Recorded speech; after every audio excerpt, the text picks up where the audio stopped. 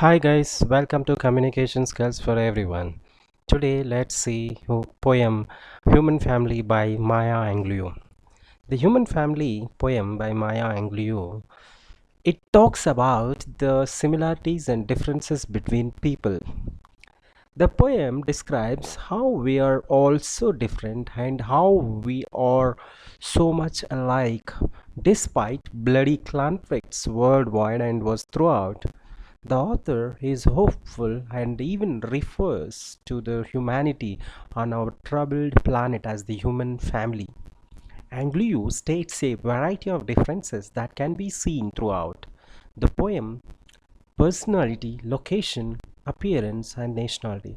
Through the poem, she mainly focuses on the differences that people have compared to one another. However, at the end, the author seems to ignore these differences and comes to a conclusion that we are all actually more similar than different. Let's see what is the analysis of the poem Human Family. So the stanza 1, first verse. So here poem looks at the human family and makes broad statements that apply to individuals and groups as a whole.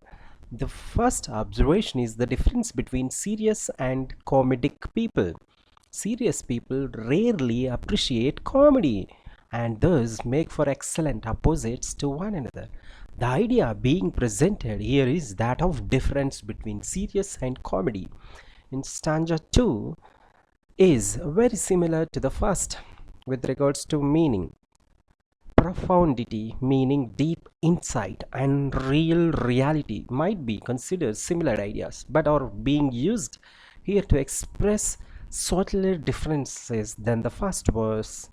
The difference between insight and reality is the one is theoretical and another one is practical.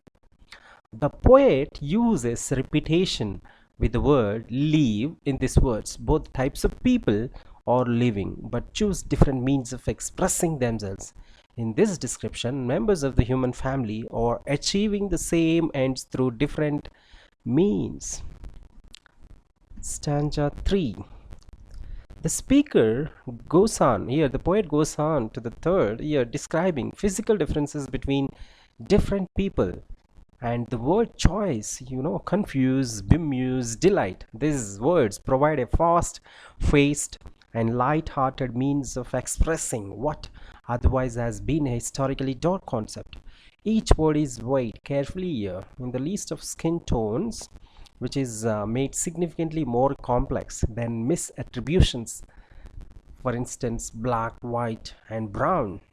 This verse indicates depth and uniqueness and subtly points out to the reader that white, as an example, is oddly and inaccurate, all encompassing description, and instead lists pink, white, beige, and tan, not to mention the blues and purples and pinks that any skin tone can potentially become under certain kinds of pressure.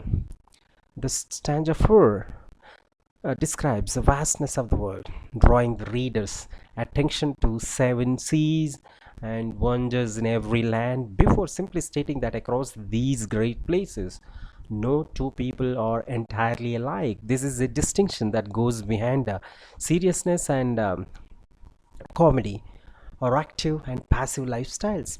But it's true across the vastness of the planet and all of its lands and wonders.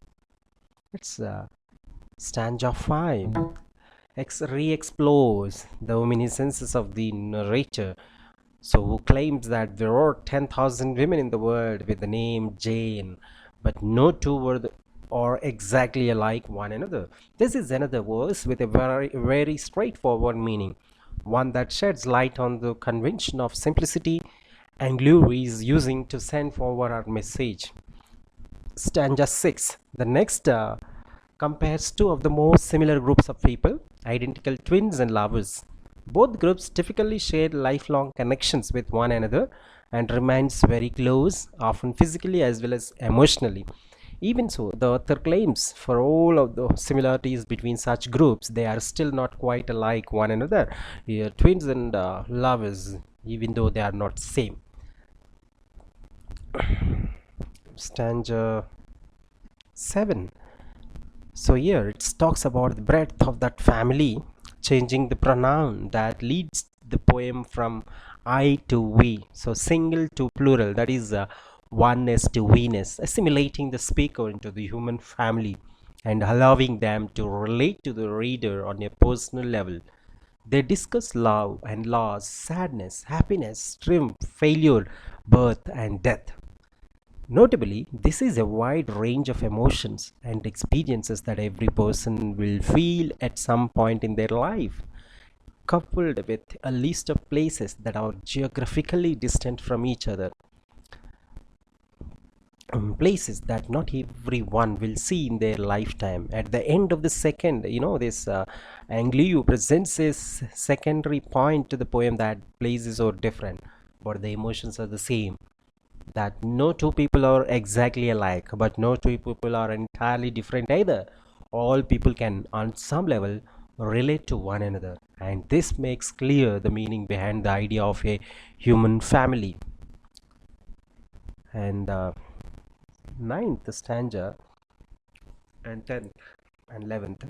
This year, the word family, rather than discussing the human race or the human species, is designed to exemplify this point that all people can relate to one another. The speaker, the author, here refers to Anglou's readers as friends and uses repetition once more to close out the work in one last attempt to make what is ultimately a very simple message stay with the reader, the themes of the family, and understanding that makes the world a more welcoming place to be. Thank you. Thank you for watching. Like and share, subscribe my channel for more videos.